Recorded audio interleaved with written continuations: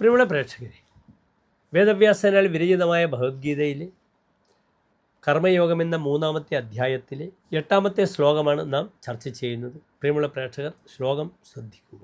നിയതം ഗുരു കർമ്മത്വം കർമ്മജായോ ഹ്യകർമ്മണഃ ശരീരയാത്രാഭിജതേ ന പ്രസിദ്ധേതകർമ്മണഃ. ഇനി പ്രസ്തുത ശ്ലോകത്തിൻ്റെ പദച്ഛേദം ശ്രദ്ധിക്കുക. നിയതം കുരു കർമ്മ ത്വം കർമ്മജായഃ ഹി അകർമ്മണഃ ശരീരയാത്ര അഭി ച തേ ന പ്രസിദ്ധേത് അകർമ്മണഃ. ഇനി ശ്ലോകത്തിൻ്റെ അന്വയം ശ്രദ്ധിക്കുക.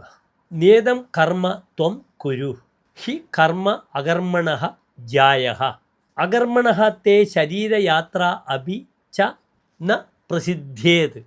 ഇനി ഈ ശ്ലോകത്തിൻ്റെ സാരാംശം നാം ചർച്ച ചെയ്യുന്നു, ശ്രദ്ധിക്കുക. നിത്യവും വിധിക്കപ്പെട്ട അഥവാ നിശ്ചയിക്കപ്പെട്ട കർമ്മം നീ ചെയ്യുക.